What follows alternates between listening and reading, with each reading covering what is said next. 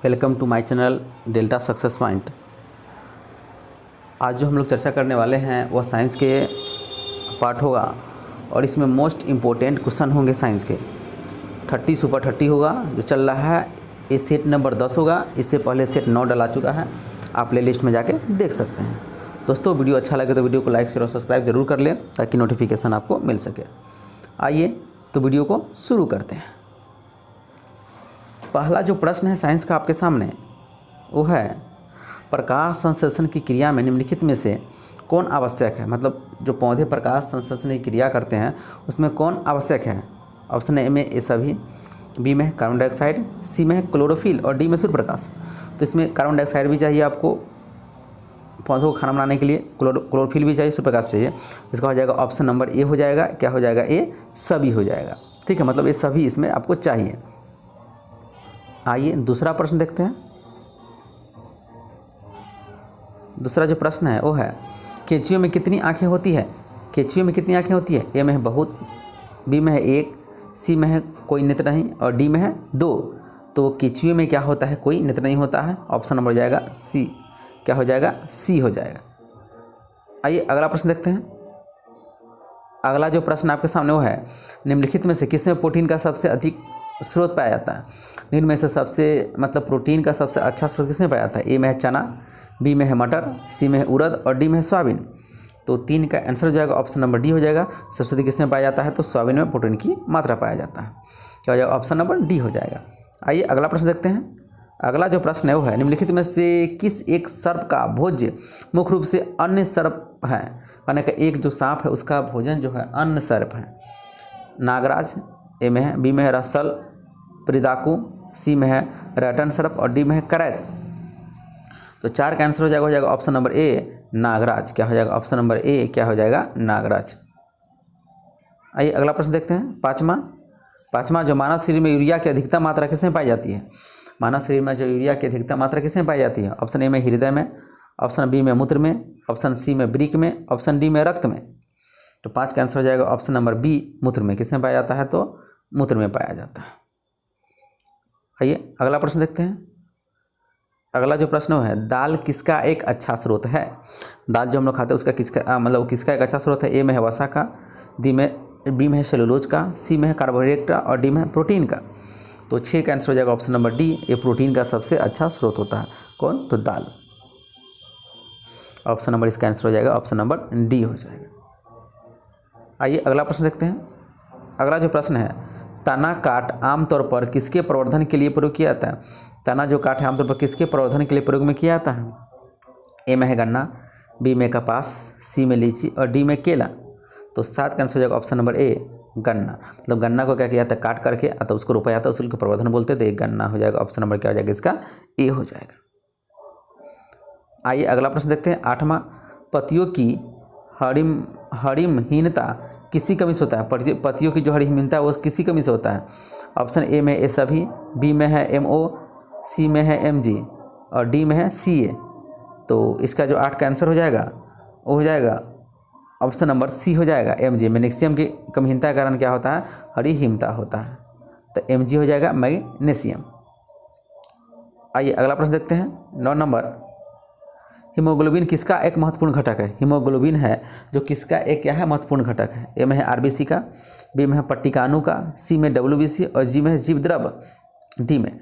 तो 9 का आंसर हो जाएगा ऑप्शन नंबर ए RBC का। हीमोग्लोबिन किसका प्रमुख घटक है? तो RBC। चलिए अगले प्रश्न में बढ़ते हैं। 10वां जो प्रश्न है वो है, भ्रूण के विकास के लिए 10वां जो प्रश्न है वो है, भ्रूण के विकास के लिए निम्नलिखित में से किस अंग के द्वारा खाद्य की पूर्ति की जाती है। ए में है बीजांड, बी में है गर्भाशय, सी में है अपरा पोषिका और डी में है अंडाशय। तो 10 का जो आंसर हो जाएगा वो हो जाएगा ऑप्शन नंबर ए बीजांडसन के लिए। किसके लिए किया जाता है? बीजांडसन के लिए किया जाता है। ऑप्शन नंबर क्या हो जाएगा? इसका ए हो जाएगा। ऑप्शन नंबर क्या हो जाएगा? ए हो जाएगा। आइए अगला प्रश्न देखते हैं। अगला जो प्रश्न है वो है, समान मानव शरीर का दाब क्रम होता है। जो रक्त दाब होता है वो कितना होता है। ऑप्शन ए में 80/110, बी में है 120/80, सी में 100/90 और डी में से कोई नहीं। तो 11 का जो आंसर हो जाएगा ऑप्शन नंबर बी हो जाएगा। 120/80 होता है। कितना होता है? 120/80 होता है, समान रग जो रगदा होता है। ऑप्शन नंबर बी इसका आंसर हो जाएगा। आइए अगला प्रश्न देखते हैं। अगला जो प्रश्न है वो है फल पकाने वाला हार्मोन कौन सा है? फल जो पकाने वाला हार्मोन है वो कौन सा है? ए में इथिलीन, बी में है जिब्रेलिन, सी में एसबी और डी में है ऑक्सिन। तो 12 का आंसर हो जाएगा ऑप्शन नंबर ए इथिलीन। क्या है? इथिलीन है। फल पकाने वाला जो हार्मोन है वो कौन सा है? इथिलीन है। आइए अगला प्रश्न देखते हैं। मानव तंत्र में निम्नलिखित में से कौन सा एक पाचन एंजाइम नहीं है? मानव जो तंत्र में से कौन सा एक पाचन एंजाइम नहीं है? पेप्सिन, ए में है पेप्सिन, बी में है गैस्ट्रीन, सी में है ट्रिप्सिन और डी में है टाइलिन। तो 13 का जो आंसर हो जाएगा ऑप्शन नंबर सी ट्रिप्सिन। ये क्या है? पाचन एंजाइम नहीं है। कौन सा है? तो ऑप्शन नंबर सी हो जाएगा ट्रिप्सिन। आइए अगला प्रश्न देखते हैं। अगला जो प्रश्न है मछलियों की यकृत के तेल में किसकी प्रचुरता होती है? मछलियों का जो यकृत होता है उसके तेल में किसकी प्रचुरता होती है? ए में है विटामिन डी, बी में है विटामिन ए, सी में है विटामिन ई और डी में विटामिन सी। तो 14 का आंसर हो जाएगा option number A vitamin D. Option number क्या हो जाएगा? ए विटामिन डी हो जाएगा। आइए अगला प्रश्न देखते हैं। अगला जो प्रश्न है निम्न में से कौन सा एक कूट फल होते हैं? निम्न में से कौन सा एक जो है कूट फल होता है? ऑप्शन ए में है सेब, बी में है आम, सी में है सुपारी और डी में है काजू। तो 15 का आंसर हो जाएगा ऑप्शन नंबर ए सेब है जो एक कूट फल होता है। ऑप्शन नंबर क्या हो जाएगा? ए हो जाएगा। आइए अगला प्रश्न देखते हैं। 16वां जो प्रश्न है प्रोटीन जो कोशिका के भीतर उपयोग की जाती है किसके द्वारा संश्लेषित होती है? ऑप्शन ए में मुक्त राइबोसोम्स द्वारा, बी में है द्वारा गोल्जिका द्वारा, सी में अंत परद्रवी जालिका द्वारा, डी में है बंधित राइबोसोम्स द्वारा। तो 16 का आंसर हो जाएगा ऑप्शन नंबर ए मुक्त राइबोसोम्स द्वारा। ऑप्शन नंबर क्या हो जाएगा? ए हो जाएगा। आइए अगला प्रश्न देखते हैं। 17वां जो प्रश्न है जनसंख्या का अध्ययन कहलाता है। जनसंख्या का जो अध्ययन है क्या कहलाता है? ए में है कार्डोग्राफी, बी में है डेमोग्राफी, सी में कोई नहीं और डी में है जियोग्राफी। तो 17 का आंसर हो जाएगा ऑप्शन नंबर क्या हो जाएगा? B demography. जनसंख्या का अध्ययन क्या कहलाता है? तो उसको डेमोग्राफी कहा जाता है। ऑप्शन नंबर बी हो जाएगा। आइए अगला प्रश्न देखते हैं। पत्तियों को हरा रंग प्रदान करता है। पत्तियों को हरा रंग कौन प्रदान करता है? ए में है क्रोमोप्लास्ट, बी में है टेनोप्लास्ट, सी में है क्लोरोप्लास्ट और डी में इनमें से कोई नहीं। तो 18 का आंसर हो जाएगा ऑप्शन नंबर सी क्लोरोप्लास्ट। पत्तियों को हरा रंग कौन प्रदान करता है? तो सी नंबर ऑप्शन है क्लोरोप्लास्ट करता है। अगला प्रश्न देखते हैं। अगला जो प्रश्न है माता पिता के गुण उसकी संतान में किसके द्वारा स्थानांतरित होता है? माता पिता का जो गुण है उनकी संतानों में किसके द्वारा स्थानांतरित होता है? ए में है रक्त द्वारा, बी में गुणसूत्र द्वारा, सी में इनमें से कोई नहीं और डी में हार्मोन द्वारा। तो 19 का आंसर हो जाएगा ऑप्शन नंबर बी गुणसूत्रों के द्वारा क्या होता है? उसके संतान के गुण स्थानांतरित होता है। तो ऑप्शन नंबर क्या हो जाएगा? आंसर बी हो जाएगा। आइए अगला प्रश्न देखते हैं। अगला जो प्रश्न है संसार में किसकी जीव की संख्या सर्वाधिक है?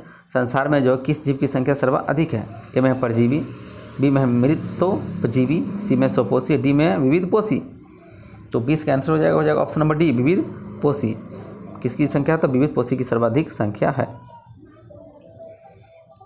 अगला प्रश्न है वो है नाड़ी दर कहाँ से मापा जाता है? नाड़ी जो दर है वह कहाँ से मापा जाता है? ए में त्वचा से, बी में तंत्रिका से, सी में धमनी से और डी में सिरा से। तो 21 का जो आंसर हो जाएगा ऑप्शन नंबर सी धमनी से। किससे मापा जाता है? तो धमनी से। ऑप्शन नंबर क्या हो जाएगा? सी हो जाएगा। आइए अगला प्रश्न देखते हैं। अगला जो प्रश्न है संसार में किस जीव की संख्या सर्वाधिक है? और अगला जो प्रश्न हो जाएगा 22वां वो हो जाएगा शीत रक्तीय प्राणी कौन है? शीत जो रक्तीय प्राणी है वह कौन सा है? तो